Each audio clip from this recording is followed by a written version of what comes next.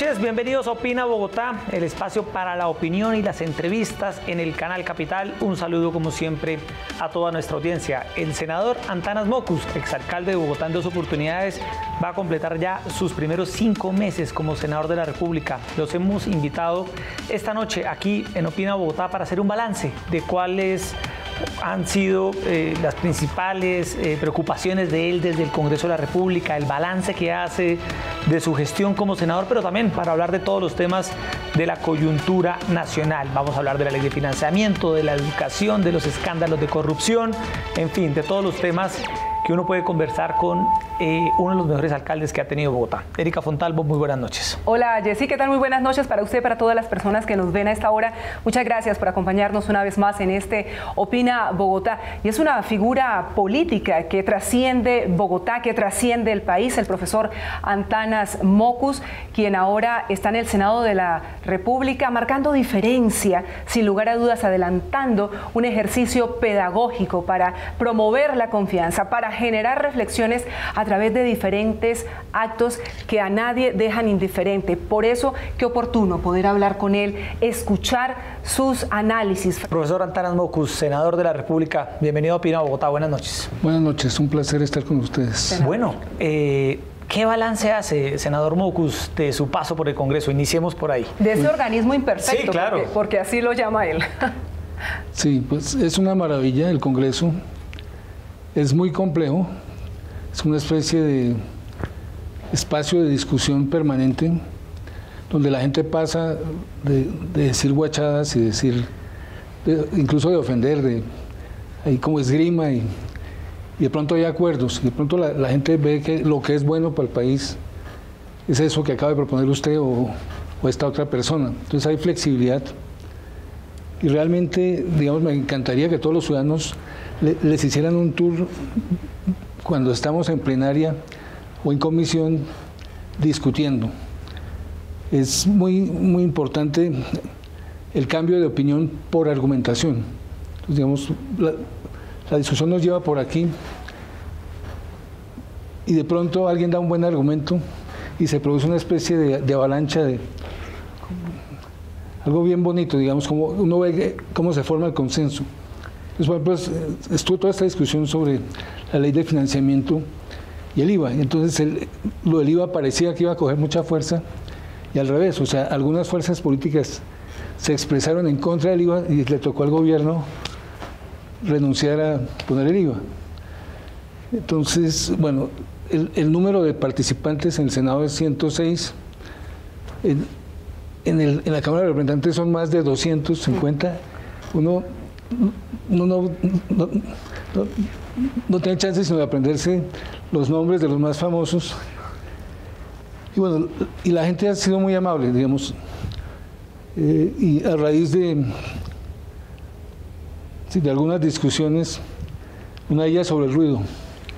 Claro, usted comenzó rechazando el ruido en esa plenaria en la que se instala el Congreso con ese acto de bajarse los pantalones que fue muy criticado por muchos sectores. Otros lo consideraron una demostración de ese llamado de atención que usted quería para que se pudieran escuchar los congresistas. ¿Lo ha logrado? ¿Usted cree que los congresistas poco a poco también están aprendiendo y están valorando a través de todo lo que usted ha venido haciendo que hay una forma distinta de relacionarse?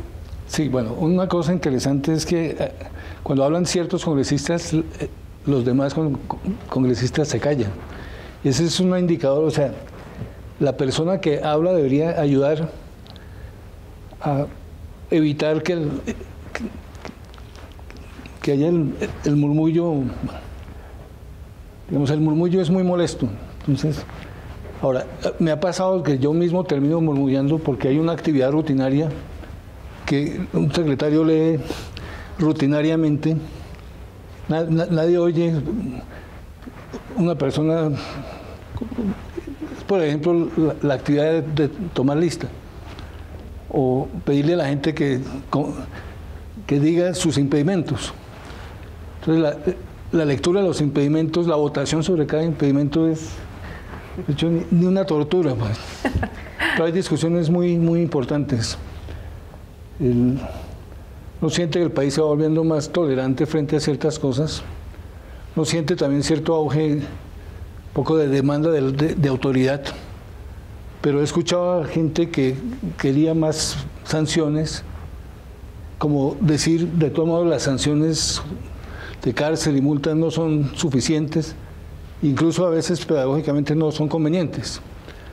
Entonces, por ejemplo, ahí se avanzó en una discusión, esto es como con los niños, si usted ve que castigando a su hijo no lo corrige, pues usted no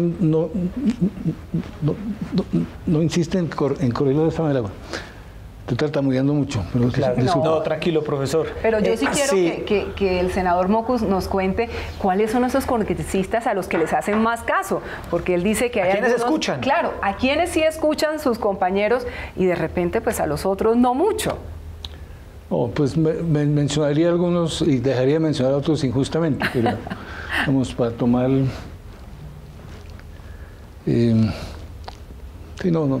Bueno, prefiere no comprometerse, pero lo hemos visto, obvio, ¿no? Claro. Uribe, Gustavo Petro, que sin lugar a dudas son buena parte de las voces cantantes en el Congreso de la República. Y lo hemos visto haciendo, senador Antanas, unos ejercicios muy pedagógicos, muy de su estilo, para fomentar la confianza. Vimos uno, incluso, Erika, donde aparecía usted con su colega senador Álvaro Uribe. ¿En qué consisten esos ejercicios y por qué usted los está haciendo en el Congreso de la República? Bueno, estábamos discutiendo temas de...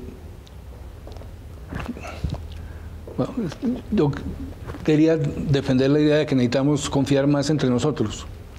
Entonces sí, expuse mis argumentos racionales sobre por qué hay que confiar. Si se confía, se obtienen resultados más fácilmente, el ambiente cambia en una dirección muy positiva.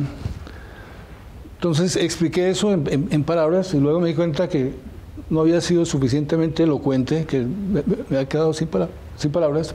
Entonces cogí el micrófono, se me olvidó en ese momento que el micrófono estaba conectado con un cable, entonces jalé y lo que me dije es, esto tengo que decirlo con el cuerpo. Pues yo creo que hay cosas que uno no comprende sino cuando un gesto o un movimiento expresan eso que uno quería decir a través de la acción. Entonces hice un triángulo. Bueno, primero conté varios encuentros con el expresidente Uribe cuando él era gobernador, después cuando yo era reportero de QAP, y fui reconociendo como condiciones en que habíamos confiado el uno en el otro. O sea, nosotros no somos desconocidos unos a otros. Al revés, digamos, yo recuerdo que a él le gustó mucho un naipe con un resumen de metodologías de negociación que yo le regalé y él después me pidió autorización para multiplicarlo por 1000. Entonces, decía en letra pequeñita, decía, colombiano no mata colombiano, no mata colombiano, no mata colombiano. Eso en el estuche. Y adentro venían consejos. Consejos pues para usar en medio de la negociación, como proponga una idea bien distinta, pare por un momento la discusión, digamos, racional y acuérdese de una anécdota que ilustre como moralmente lo que usted quiere decir. Bueno, entonces bajé y muy cautelosamente, tal vez porque había hablado de que uno con el cuerpo dice, entonces yo le decía, señor presidente, ayúdeme a hacer un ejercicio de confianza. Entonces, bueno, la primera opción era hacer ejercicio de confianza con Iván Cepeda. Entonces el presidente Uribe me dijo, no me la ponga tan difícil. Sí, fue todo un reconocimiento, digamos, del rol. Pero luego alguien sopló, dijo que Casillas, sí. Es un senador de la UP, no, del Polo. Pues, la UP fue prácticamente eliminada en años anteriores. Bueno, Pero digamos, para mí representaba esa, como esa vertiente del pensamiento político en Colombia.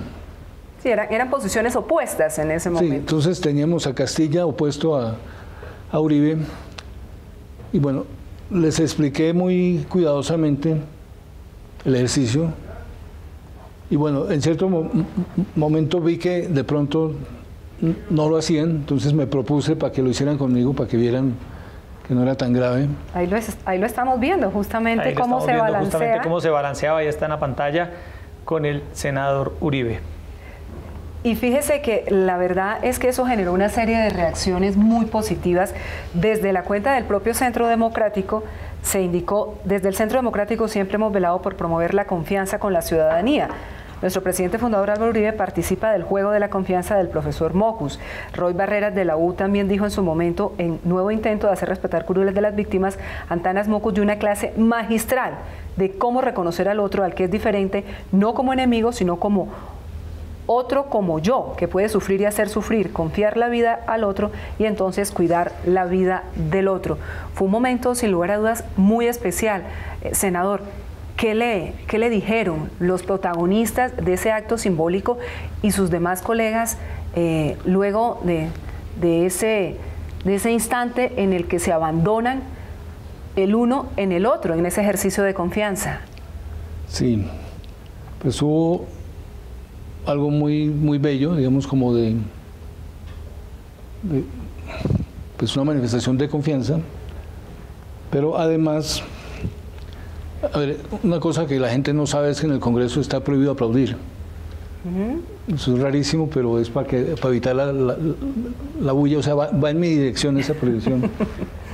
Pero ahí la gente no se puede aguantar las ganas y aplaudimos todos, o sea, apenas terminó el ejercicio nos devolvimos a cada uno a su puesto dentro del hemiciclo, pero aplaudimos. Y después en el corredor me encontraba a un uribista que me decía muy bueno el ejercicio, y me encontraba a alguien del Polo o alguien de las FARC, que todos felicitaban el ejercicio. O sea, ¿hacen falta más ejercicios de este tipo en el Congreso? Sí, yo creo que pueden ayudar. Ahora, uno mismo necesita mejorarse, o sea, uno no nace sabido, nadie nace sabido. Senador, en el Congreso se debaten todos los temas del país, Erika. Vamos a empezar a hablar de uno por uno para ver cuáles son sus reflexiones. Empecemos hablando con un tema que ha captado mucho la atención, sobre todo por las protestas, que es el tema de los estudiantes. Reclamando más inversión por parte del Estado, una mejor calidad de la educación pública. El gobierno del presidente Duque autorizó mayores recursos para la educación. Usted fue rector de la Universidad Nacional. ¿Cómo ha visto la protesta de los estudiantes? Bueno, ha sido una protesta organizada que tiene, digamos, 3 o 4 organizaciones que de algún modo compiten entre sí por su radicalidad o por su mesura, digamos. Entonces hay varios matices. No me gusta que arriesguen el semestre, o sea, eso me causa malestar, digamos. Me parece que si uno quisiera debilitar la universidad pública, pues uno debería sabotear la agenda. Cuando la agenda se sabotea, entonces parte de los mejores estudiantes, si su familia lo puede, los traslada a otra universidad y con frecuencia esa otra universidad es privada. Entonces no debilitemos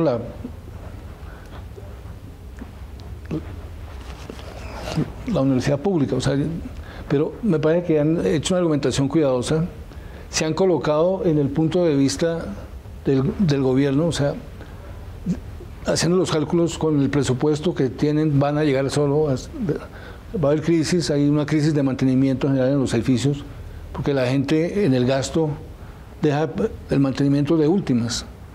Eso lo puede hacer usted 1 o 2 años sin demasiadas consecuencias, pero si lo hace 5, 7, 10 años, usted tiene los edificios derrumbándose. Entonces,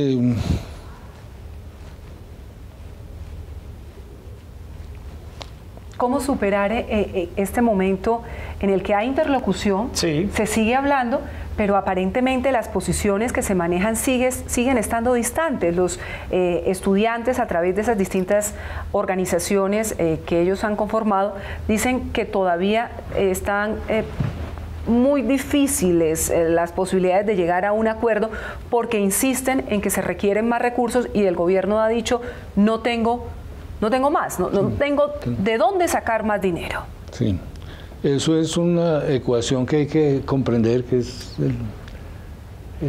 se llama la regla fiscal, y eso usted no puede gastar por encima de lo que usted consigue, incluido préstamos, pero los préstamos hay que pagarlos.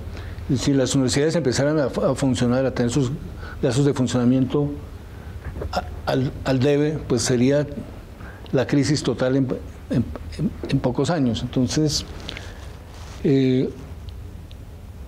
siento que los estudiantes están argumentando un poco como si ellos fueran la única necesidad. Ahora, es obvio que hay otras necesidades, es obvio que no por existir otras necesidades se puede descalificar la necesidad de universidad. Entonces creo que lo han hecho bien, han superado algo que es típico de este tipo de movimientos, es: denme la plática para resolver este año y dentro de un año nos volvemos a ver. Creo que ni el gobierno ni los estudiantes han incurrido en esa especie de irresponsabilidad. Entonces se planea el gasto, se planea la inversión, se planean las distintas maneras de financiarse los estudiantes. Algunas no gustan, entonces, pasan a un segundo plano. Pero la gente se ha puesto en la tarea de buscar soluciones, y eso me parece muy positivo. O sea, que usted de joven no solo proteste porque no le han dado lo que usted esperaba, sino usted también ayude a hacer, ayude a proteger. La universidad pública es una maravilla. La universidad privada no es posible crear las condiciones de un simulacro de conflicto. En la universidad pública la gente se toma el simulacro tan en serio que a veces hay heridos y hay... Bueno, pero... Sí. El otro tema, senador, y desde el Congreso, Erika, se ha visto, porque ha sido incluso allí el epicentro de temas. Estamos en estos momentos en la sociedad colombiana afrontando por todo lado, senador Antanas Mockus, escándalos de corrupción y una crisis de valores muy profunda. Hemos visto cómo ha crecido el escándalo de Odebrecht. Vemos que está en la mira de la opinión pública el video donde aparece el exalcalde y hoy senador Gustavo Petro recibiendo unos fajos de billetes. ¿Qué reflexión hace usted sobre lo que está pasando en ese sentido en Colombia? Que además pasa por la pérdida de confianza de las instituciones, senador. Sí, sí, hay un lío,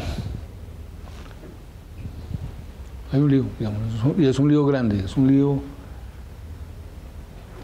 Uno se pregunta, o sea, ¿por qué, digamos, se distribuyen dineros o se entregan dineros en una escena que ante todo es fea? O sea, digamos, pues absolutamente desafortunada esa escena. O sea, le causa un daño a la legitimidad del proceso político colombiano. Las explicaciones que se han dado después de que se fuera presentado el video, pues no satisfacen, o por lo menos uno empieza a veces a imaginarse que ya lo que falta es que alguien diga que el video se hizo para garantizar que la plata fuera devuelta. Es como un recibo posmoderno, o sea, pero las reacciones de todos han sido raras. Simón Vélez, que es un arquitecto súper conocido, entonces, bueno, tal vez cierta cultura legal y cierta cultura democrática hubiera podido ayudarle a que no dijera una cosa y luego corrigiera de una manera complicada. Ahora, lo interesante, es doloroso, pero interesante, es que la gente distingue lo legal. O sea, el lío de Odebrecht es un lío legal mayúsculo. Y lo que va a pasar ahí es, los mecanismos que tiene legales la Constitución actual para sancionar a la gente que pudo haber recibido recursos de Odebrecht, son castigos legales. O sea, entonces también es muy raro que Petro enfatice lo legal en su respuesta. O sea, a estas alturas no se sabe si hubo una ilegalidad o no. Lo que hubo fue una falta de estética. O sea, uno acaricia un billete. Ahora, en favor de Petro, los invitaría a ustedes a que buscaran la revista Semana, donde una vez me dieron la carátula con un fajo, yo sosteniendo un fajo de billetes. Pero el mensaje era absolutamente claro. O sea, yo en ese momento salía de ser candidato a la presidencia y yo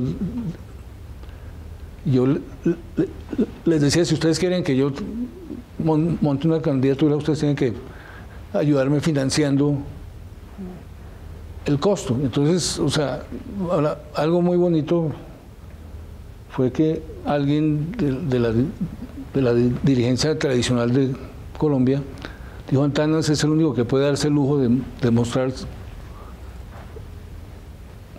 Bueno, entonces un fajo de billetes. Un fajo de billetes de la recolección de los ciudadanos. Pero sin lugar a dudas, senador Antanas Mockus, este tipo de hechos afectan la credibilidad de la clase política. Está también la justicia verdaderamente lesionada por todo el entramado alrededor del fiscal Néstor Humberto Martínez. Y uno como ciudadano se pregunta ¿qué hacer en medio de esta crisis institucional que parece que no tuviera salida? Porque cada día conocemos un hecho más lesivo para todo el conjunto de la sociedad, el tema de la corrupción que nos afecta individual y colectivamente. ¿Cuál es su reflexión frente a este tema? No, hay que confiar y cobrar la confianza. O sea, yo confío en usted. Ahora, si usted me incumple, pues yo voy a levantar mi voz y voy a decir uno más. O sea, no debemos dejarnos atrapar en el fatalismo. O sea, no puede decir que la corrupción es inevitable, es falso. O sea, falso toda falsedad. En cantidad de municipios del país los alcaldes se reportan bien, los fiscales. O sea, si uno mira el balance, sigue siendo de predominio de la gente sana. Ahora, incluso uno no debería hablar de la gente sana, sino de la gente con comportamientos sanos. O sea, casi cualquier ser humano, si usted le manipula ciertas variables, puede caer en trampas. Yo tengo ejemplos bien zanahorios. En mi gestión, una vez al estar terminando la segunda alcaldía, entró la secretaria general y pegó como el grito al cielo diciendo: alcalde, usted va a hacer dummies de usted mismo con 14 otros tipos de oficios, bomberos, enfermeras, bueno. Entonces, claro, apenas me dijo, yo me retiré de la sesión y nunca hubo los dummies del alcalde. O sea, hay como una delicadeza. Ahora, ¿hasta dónde uno puede...? Pues mi situación es muy rara porque yo he transgredido los códigos culturales varias veces y lo hago de una manera que a alguna gente no le gusta y yo entiendo que no le guste. Además, en parte, secretamente, me alegra que a la gente no le guste que uno se salga como del código. Yo puedo ponerme a jugar, a darle un abrazo a usted, pero si me paro y le doy un abrazo a él, claro, pues... digamos, va a ser un poco más escandaloso. Entonces, usar con fines pedagógicos el escándalo es peligroso. Ha sucedido en la historia de la humanidad, es una manera pedagógica, pero, o sea, pienso que con lo que ha pasado uno dice que Petro se busque un escritor que le escriba no una defensa jurídica, sino que muestre desde el lado humano a qué dilemas estaba sometido.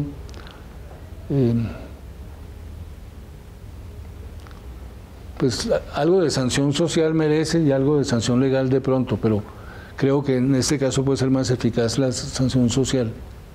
O sea, es cuando le dicen a uno: tú me defraudaste. Entonces, por eso, entre otras cosas, sí, él ha pedido perdón hoy en un video que hoy se dio a conocer, pidió perdón. perdón. El otro tema, senador, del cual usted es testigo todos los días, es el proceso de paz, Erika, la reinserción de guerrilleros a la vida civil y al ejercicio de la política. Usted los ha visto allí en el Senado. Son sus compañeros. Son sus compañeros de pupitre, sí, por llamarlo de alguna manera. ¿Qué balance hace usted del proceso de paz, senador Antanas Mockus, y cómo ha visto a los antiguos guerrilleros de las FARC hoy ejerciendo como senadores? Pues es muy sorprendente, o sea, uno trata de recordar cómo se sentía uno con respecto a los miembros de las FARC hace 15 o 20 años. Ahora, es curioso porque, digamos, por un lado adoptan el vocabulario, la manera de expresarse, el tono parecido al del Congreso, o sea, no es que vengan unos seres humanos que no sepan hablar, que no sepan protestar con la palabra, que no sepan ponerse vehementes. Somos muy parecidos. Y ahora ellos están haciendo un esfuerzo de presentarse también lo más sensatamente, entonces eso acentúa, digamos, el tono, la melodía de su discurso. Hay una senadora de Yopal que... O sea, yo duré como 2 sesiones preguntándome de dónde viene y después supe que era de las FARC. O sea, no se le notaba, bueno, una vez que uno ya sabía, pues sí le notaba el acento.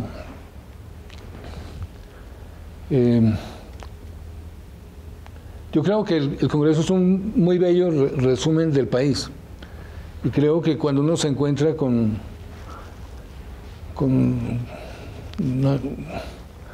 tengo dudas con los nombres, supongamos que se llama Griselda. Sí. Entonces, Griselda es una maravilla, digamos, la manera en que aprende a reconocerlo a uno y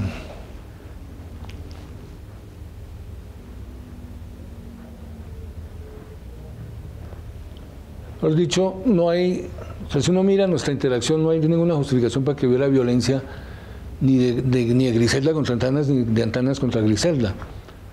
Y Roy Barreras, ustedes lo mencionaron hace un rato, pues es una persona de una generosidad impresionante conmigo. Sacó un libro cuyo título me parece impresentable, pero bueno, no, yo hice lo que pude. Entre otras cosas, pero se está vendiendo. Aquí lo entrevistamos recientemente a Roy y fue muy elogioso, claramente, porque el libro recoge buena parte de lo que ha significado Antanas Mockus para los colombianos. Como un referente ético y moral. El culo de Antanas, que es lo único limpio que en este momento tiene el Congreso de la República. Pero volviendo, senador Antanas Mockus, a esa reflexión que usted hace de que no hay motivos para que esa congresista Griselda tenga algo en contra del congresista Antanas y viceversa, ¿qué decirle aún a esos congresistas e incluso a esos colombianos que ven con absoluto estupor, con indignación, que luego de un acuerdo de paz, sin lugar a dudas imperfecto, estén en este momento en el Congreso de la República exmiembros de esa guerrilla? Sí.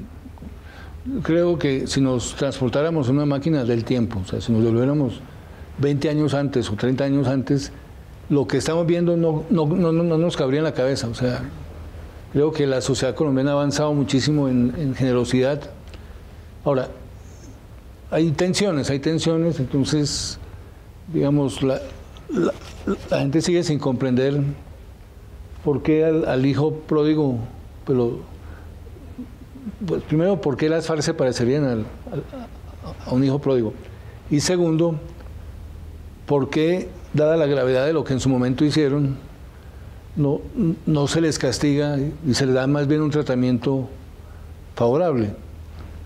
Entonces hay que recordar la fábula bíblica y decir, es como la familia de uno, si sale un hijo cafre hay que dedicarle más tiempo, no menos. Uno no puede decir, yo me dedico a mis primeras 2 hijas que son las estudiantes buenísimas, juiciosísimas, etcétera, y en cambio la tercera sí hay que tratarla con fuete o ignorarla, ¿no? Entonces uno tiene que atender a aquellos seres humanos que más necesitan de nuestra atención. Senador, el gobierno del presidente Duque ha dicho, Erika, que hay una nueva relación, una manera distinta de relacionarse con el Congreso. Se ha opuesto a lo que se conocía eufemísticamente con el nombre de mermelada, que no era otra cosa que una relación clientelista. El presidente Duque que ahora se habla de mermelada light. Ha dicho que eso no puede continuar. ¿Cómo ha visto usted al gobierno Duque? ¿Cómo ha visto esa relación de los ministros con el Congreso? Ese cambio en la manera de relacionarse, de no jugar a la mermelada, profesor Antanas Mocus. Yo creo que se está avanzando mucho. Creo que la entrada de Colombia en la OECD ayuda. O sea, uno cree que el discurso anticlientelista es como... Uno cree que el clientelismo es un problema generalizado y que hay que, digamos, como convivir con él. Entonces, yo lo que creo es que la mermelada va siendo desplazada por una serie de reciprocidades simples. O sea,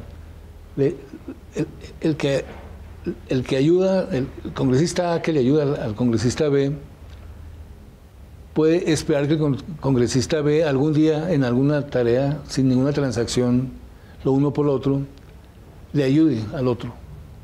O sea, el principio de reciprocidad no puede ser utilizado como un chantaje, sino usted puede decir, pues, bueno, Roy Barreras habló bien de mí. Yo creo que eso me influye un poco perversamente en el sentido de que yo lo voy a mirar con buenos ojos, le va a tener gratitud. Ahí no hay ningún delito ni ninguna mermelada, pero uno debería imaginarse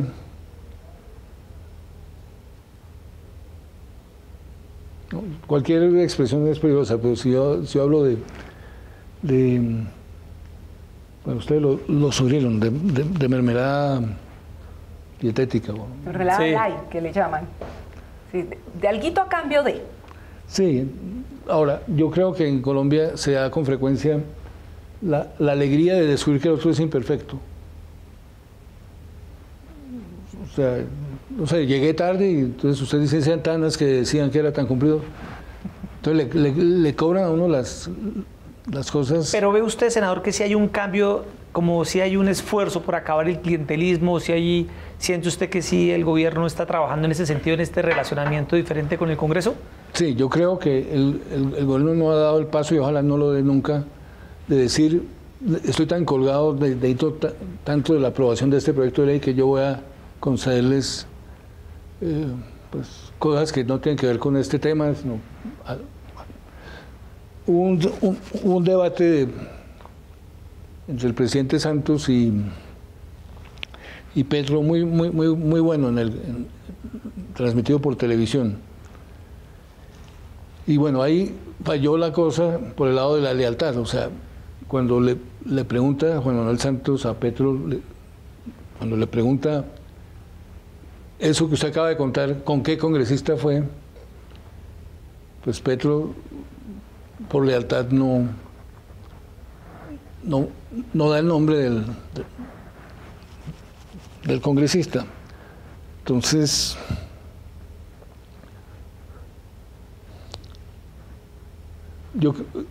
tenemos evidencia de que en otros países el clientelismo ha desaparecido casi totalmente. En Estados Unidos es un ejemplo. En Estados Unidos hubo mucha corrupción a comienzos del siglo XX.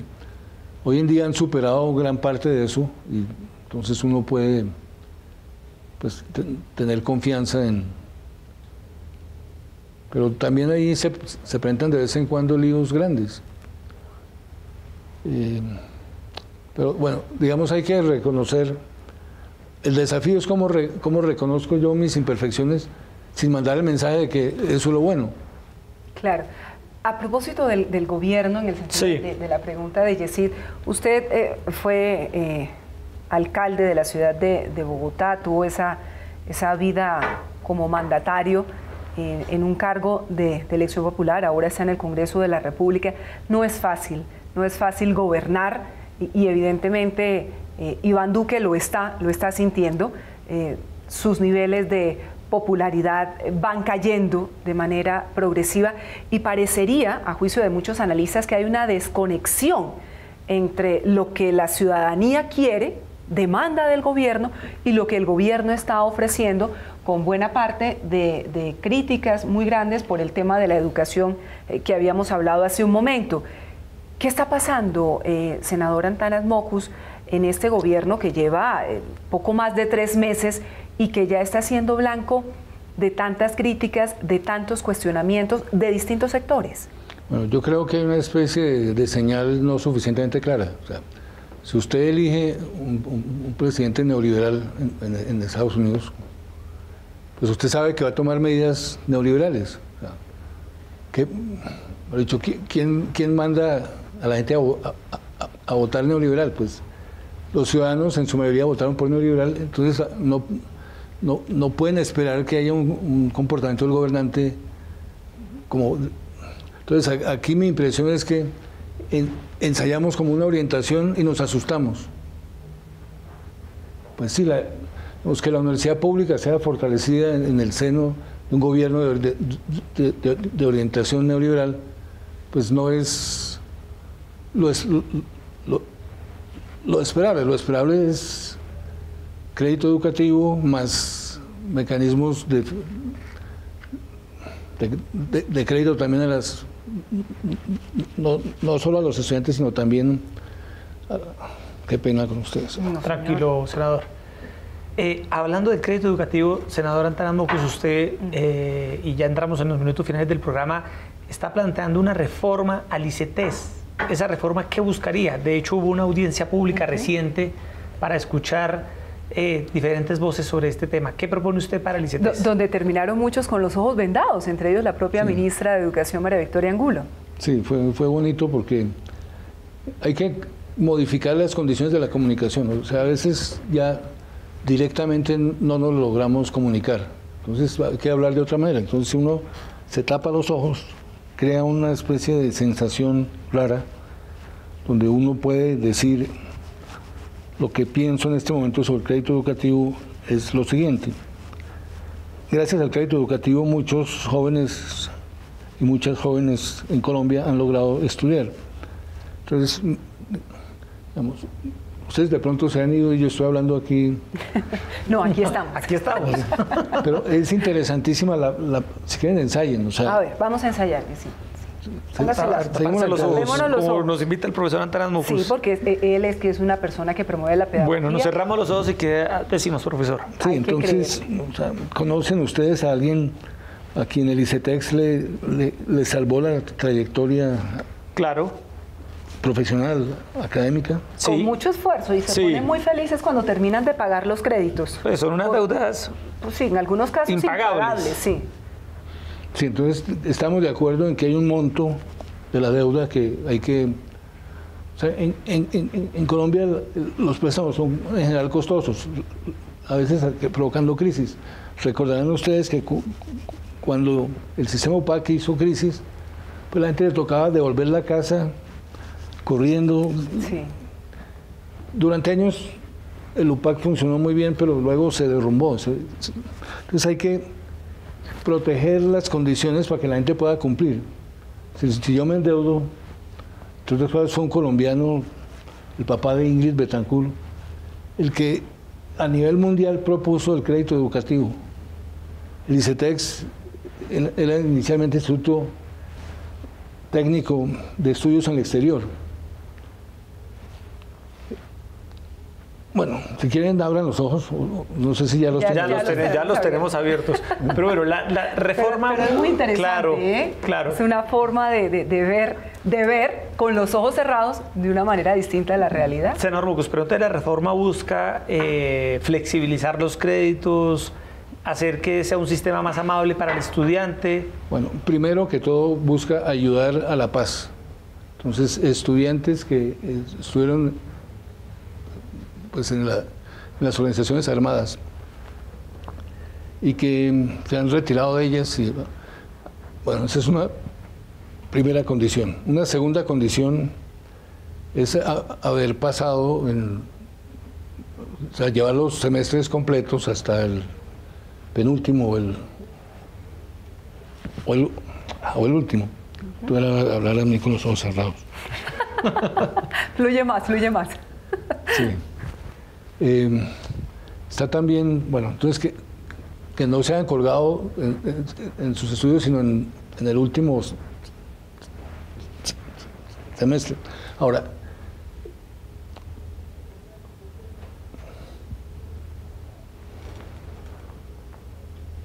no tener una mora más larga de 90 días, haberse atrasado máximo 90 días. Pero este fue un proyecto que ya se aprobó, pero para los estudiantes que a partir de ahora entran. Entonces, este proyecto propone simplemente extender eso a los que vienen de atrás, los que están endeudados 3, 4, 5 años, o sea, cuya huelga es incluso prácticamente impagable. Bueno, senador, se nos empieza a acabar el tiempo. Erika, quería hacerle una pregunta de alguien que sabía que lo íbamos a entrevistar a usted y me pidió el favor que le transmitiera esta pregunta. Profesor Antanas Mockus, en algunos países como España se está dejando de dictar filosofía en la secundaria. ¿Por qué usted cree que es importante que la filosofía esté presente en los colegios, sobre todo en los de Colombia? Bueno, en Colombia el orden social es garantizado por la ley, pero muy parcialmente, por la regulación social, también parcialmente, o sea, somos un poquito sinvergüenzas, que lo diga yo. Y luego la gente obedece en parte a su moral, a su conciencia. Entonces, la regulación social y la regulación moral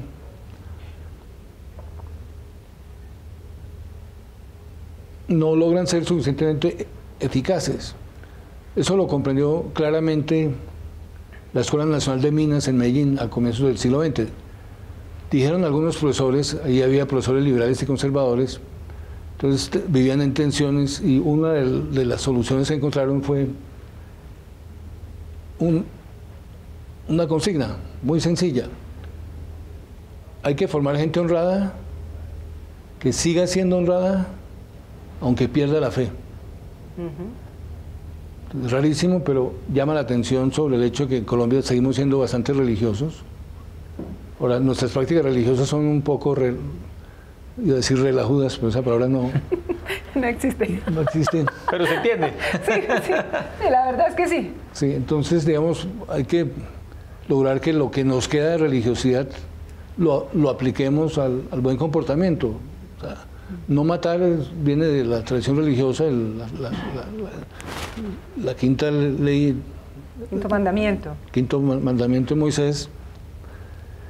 Pero también el no matar está en la Constitución colombiana. Entonces, o sea, no me importa mucho si usted se agarra de la Biblia o si usted se agarra de los códigos. De los códigos. Lo importante es que no nos matemos, o sea, es tan sencillo como eso. Una sociedad donde la gente no se mata, los negocios fluyen mejor, hay menos tentación de caer en trampas de diverso tipo. Pues, digamos, la Constitución es una herramienta de mejoramiento del comportamiento humano, la Biblia también, y la conciencia personal también. Entonces, apoyémonos en esos tres sistemas, de tal modo que sea importante no matar y no por qué no mato. Eso se lo podemos dejar a cada individuo. Algunos no matarán por no sentir enormes culpas, otros no matarán por temor a la ley. Cada uno puede buscarse sus razones. Ahora, lo que necesitamos es como subir en la escalera, donde uno dice primero la ley a punta de castigos, segundo la conciencia, tercero la regulación social. Y son tres sistemas reguladores que conviven bastante bien, no logran convivir. Cuando se desbarata la armonía, cuando la gente se echa cuentos para violar la ley o se echa cuentos para no cumplir con su moral. Claro. Yo creo que eso viene muy bien como para aplicar a muchos otros temas. No solo Así en el es. tema de no matar, sino en un tema que nos ha llevado buena parte de esta entrevista, y es precisamente esa visión tan relajuda que muchos tienen de los actos de corrupción, senador Mockus, que parece y de que la no. ética. Claro, de la Así ética, de es. la moral, de la probidad, de las buenas costumbres, porque todo forma parte de nosotros. Así es, senador Antanas Mockus, gracias por estar esta noche aquí en Opina Bogotá de Canal Capital y mucha suerte en su papel como senador. Muchas gracias. Muy amable. Bueno, Erika. Yo me quiero quedar con esta frase que le leí al senador Antanas Mockus, quien llegó al Congreso a tener y a promover una pedagogía generalizada, todos aprendiendo de todos, y por eso mismo el principal proyecto de ley y proyecto político del senador Antanas Mockus será promover el siguiente lema: publíquese, explíquese y cúmplase. Ojalá por las buenas. Ojalá por las buenas, así es. A todos ustedes muchas gracias por estar con nosotros esta noche. Los esperamos mañana una vez más a las 8:30 p.m. aquí en Opina Bogotá para hablar de los temas que le interesan a la ciudad y al país. Muy buenas noches. Muchas gracias.